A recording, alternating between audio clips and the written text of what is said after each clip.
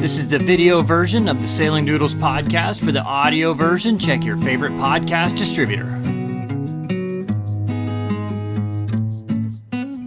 Welcome to another edition of the Sailing Doodles podcast. This one is entitled The Business of Vlogging. We get a lot of questions on this, on how do we do this for a living. Everyone that comes asks us. Yeah, so we're going to basically explain how we do this. And a lot of people have aspirations to do it, and kind of will help. Hopefully, this give you a decision if that's something you're interested in doing. Because it looks fun. It looks fun, but it looks so easy. It looks so easy. So this podcast, if you're listening on another venue, is now available on YouTube. You can see the video. We interact with you a little bit there. We're currently in Bali. We rented this awesome. How much was this? And that's like $80 a night. Between 4 people. Yeah, 4 people, so it's $20 a night per person, and it's a 3-bedroom villa with a pool, and it's pretty nice. So if you're seeing this on YouTube, you get a nice, beautiful background. Of course, we want to thank Gulf Charters Thailand. We're sailing their boat. It's going to be their sailing school boat, so if you would like to sail on it, you can go to gulfchartersthailand.com. Yeah. And of course, we want to thank our patrons. Yeah, we couldn't do it without you guys. We'll kind of explain in this vlog the whole patron thing. How it works. So before we get started, it is literally... well, let me explain this. Life of vlogging. Yeah. Bobby woke up, wrote a script for a podcast, and we're having coffee, not beer this time. That's right. We actually do write scripts and outlines for these. So, all right, so ready, and there we go. It's she's drinking a... Nestle. Yeah, and I'm drinking a Red Bull, so... I know I was supposed to give them up. All right, so kind of the sections we're going to cover on this, the odds of making it as a sailing vlog. The work that you need to put in to make it happen, the investment that you need to put in to make it happen, the financials of vlogging, how it works out, and then of course the reward. So that's where I come in? Yeah. Yes, pretty much, yeah. Okay, so we'll start with the odds. Don't expect to just start throwing up videos and start earning money and get lots of views. It doesn't happen like that. It's first off, it's getting harder every day to be a successful YouTube channel, or to create a successful YouTube channel. Yeah, and that's YouTube. Yeah. Locking down the different... Well, it's the fact that there's more saturation out there. Okay, True. so there's more... That alone. Yeah, so 3 years ago, there were only a handful of sailing vlogs. I mean, there was the Le Vagabond and Delos and Rick Moore. I'm sure there was one or two else out there, but you don't know it all. I don't know all of them. Yeah, there were two. I can't remember. There's 2 more that have been there a little bit. Anyway, so there was like a handful. Now there's probably hundreds. Yeah. So you guys have inspired people. Yeah. It's working. Mm-hmm. Well, the Vagabond is one that inspired me. So it took 2 months. At the time we were doing one video a week, so it took 2 months to get 1,000 subscribers on YouTube, and that took basically the video editing back then. It would take me 15 to 20 hours to edit a 10-minute video just because I didn't know what I was doing, and it was a lot of work. And then of course you have to post it everywhere. I posted it on Facebook, everywhere I could think to post a link to our video, and then of course friends and family and all that. So it took that, and then by luck and hard work, right now, 22 months after I started the channel, we're at 80,000 subscribers. Yay! Yeah, just a couple of days ago we reached that, so it's a pretty cool milestone there. But it took 8 months until we were breaking even. Or not really breaking even, just earning enough to live on. 8 months of having the channel, and that's working on it every day, posting videos every week. And 8 months to we were making $2,000 a month. So. And that was right about the time too. Oh yeah, it was right about the time I ran out of money. Yeah. So I basically had enough money to sail for a year or so, I thought, and it lasted 8 months before I ran out of that money. And if we hadn't have started but $2,000 a month, that's, you can cruise on that, but that's living pretty cheap, especially in the Caribbean, because the Caribbean's kind of an expensive cruising ground. And so we never went out to eat. We didn't go buy beer or anything like that. It was pretty cheap.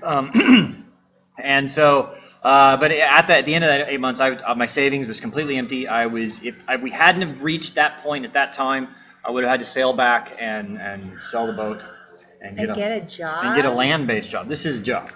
Land job, yes. So that's kind of the odds there. It's not easy to do, and it's getting harder every day. I don't know if I would try again starting now to start a sailing blog and expect it. I didn't expect it to do well in the beginning, but wasn't it more of just kind of like a documentary? You're just gonna. Well, I was hoping to maybe offset some costs. I didn't think it would become a career. Right. But it has. So the work. To the next section, the work. Like any small business owner or entrepreneur, you work way harder than you would if you were salaried. I mean, for me seeing it, I didn't know what I was getting myself into in the beginning. Yeah. I'd say you're pretty dedicated. I mean, you get up every morning and you actually do something. Yeah, well, thank you. I mean, I'm just kind of like waiting for you to tell me what to do. Mm-hmm. But so we film every day. Every day we're filming. Of the last year, we've only not filmed 5 days. I think we did those 3 days in Fiji where we didn't film anything. And then maybe. Well, you couldn't. You had one eye. Well, no, it was the time before that. The week before that, we took that's some time right. off. So yeah, but you know, so it's we produce right now. Okay, I started out doing 1 video a week. Now we're doing a minimum of 3 videos a week, sometimes 4. 3 10-minute videos per week, and each video takes on average about 7 hours of editing. I like that better because in the beginning your videos were longer, and I felt like you were just on lockdown mode for like a day or 2. Well, yeah. You actually don't have to do that. Well, yeah, because broken up. Yeah. I mean, if a 10-minute video takes me 7 hours to edit, okay, a 20-minute video takes me double that, right? So I mean, it was a whole day lost. Well, I mean, 7 hours still pretty much most of the day anyway. But and then of course, then after that, there's the post-production. I mean, there's creating the thumbnails. You got to upload it, and in some of these places where we've internet, it's taken over an hour. It takes an hour and a half on average right now to upload a video. That was unbelievable. And then in the Marquesas, it took 17 hours over 2 days to upload a video. So, and then you got to tag the vids, you got to distribute them and post your links on social media. I'm always on social media. It's kind of annoying actually, but anyway. Your battery dies on your phone like 5 times a day. Yeah, I'm like, much. whoa. Yeah, pretty much. So then, of course, you got to lug everything around. Everywhere we go.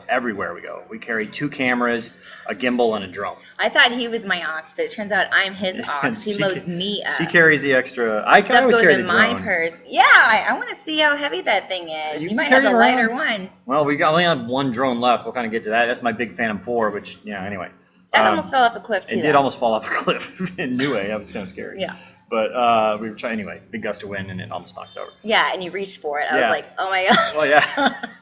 Then I almost knocked the camera off too. That would have been a disaster if I knocked the camera off the cliff and the drone, and then myself got onto the cliff. That would have been bad. But it, it'd be nice to kind of be in the moment and see things as they are. But I'm always looking through the viewfinder, and or I'm thinking about what's the best shot and angle to do on this.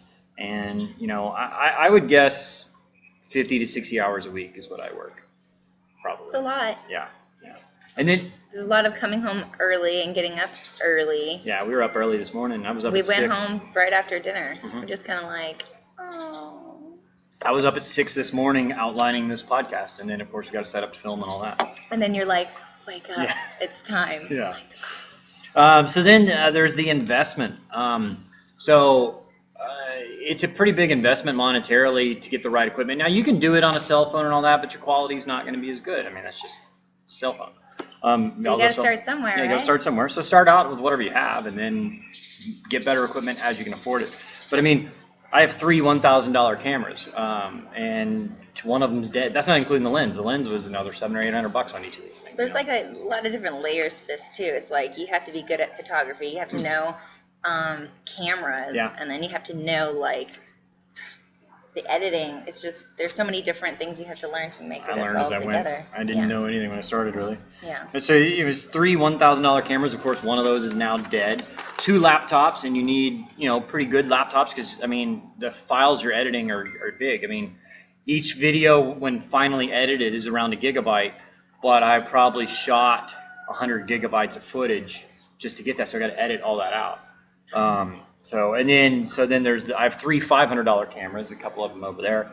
Then we have 3 GoPro style cameras. I use mostly the Sony ones, but and then an underwater housing, 2 gimbals, one of which is now dead, 3 drones, 2 of which are now dead, and then you need all the batteries, tripods, gear, cases, and all that stuff. I've had a lot of funerals on this trip. Yeah. And then the microphones, all that kind of stuff for each camera. It's got to have its own microphone. I would guess I've easily spent $15,000 to $20,000 on gear in the past 2 years. probably something like that. I mean, just looking right here alone, that's $7,000 worth of equipment just to film this podcast. I mean, including the computer. So anyway, so now to the financials on how we actually earn a living doing this. So there's different types of income. There's YouTube's AdSense, there's Patreon, PayPal, and commercials. I guess I'll probably talk a lot on this one because this is more of my field expertise. You know this. So AdSense is YouTube's how they advertise and how they pay you. It's all about views and your CPM. CPM actually translates to cost per mile. I don't know why they use that because it means cost per 1,000 views. And so right now I think we're between $5 and $7 is our CPM per 1,000 views, but that's not completely accurate because that's only to monetizable videos.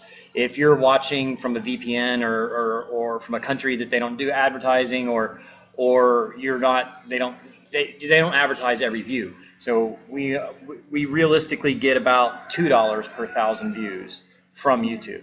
So right now we're averaging 1.3 million views a month. So you do the math on that at $2 per 1,000, it's $2,600, which I mean is not a whole lot of money. I mean it's okay. I'm happy with that. Well, it's okay now that we're here and everything's cheap. But yeah, I mean if you're just starting out, I remember getting 10,000 views a day. Right now we're like 40 or 50,000 views a day. But once we were at that 10,000 views a day, I'm like, wow, we're doing really good. And then, but that's only $600 a month in ad revenue. I mean, and that's at their higher end CPM. So, it's pretty hard to do there. So Patreon is, we wouldn't be able to do this without our patrons. Thank you for fixing my hair. We wouldn't be able to do this without our patrons. Really, you guys are what make this possible. For real. So Patreon, think of it as like a subscription to Netflix or HBO, although you're not required to do it. No one's required to get Netflix. Right. You're not. Well, but I mean, you can't watch the Netflix videos for free unless you can't watch the Netflix videos unless you pay Netflix. You get your 30-day trial. Oh yeah. Okay. But you can still watch our videos for free. But our patrons they out of the generosity and the kindness of our hearts, and they like what we do. Maybe they feel it's worth it in their investment. So like a patron can pledge as little as $1 a month, which is nothing to them. I mean, $1 a month to somebody that earns even $50,000 a year, they're not. I mean, that's $12 a year. That's a 12-pack of beer, a year. It's not much to them. But if like 10% of our subscribers pledged $1 a month, are you kidding me? I mean, that would be, we're 80,000, so it'd be $8,000 a month. We'd be super excited with that. I'm excited about that. Yeah, I mean, right now we're around 500 patrons, which is 0.625% of our subscribers are patrons. Wow. But I mean, that's great. 1% would be awesome. If we got 1% of our subscribers to be patrons, that'd be pretty cool. So we thank you guys, you patrons, for doing that. And if you're interested in becoming a patron, you can go to Patreon, patreon.com/sailingdoodles, and you can help us out. And they get all kinds of rewards. We send them postcards. They get access to our live tracker. At certain levels, they get our phone number and stuff like that. So, and then we're actually be doing a lot more stuff coming in the near future. Well, we're gonna have some giveaway stuff too of the cool stuff we've bought along the way. And then there's PayPal. People can just do one-off donations via PayPal, and we kind of do some stuff for them if they do that. We've sent T-shirts to a few people and stuff like that. So.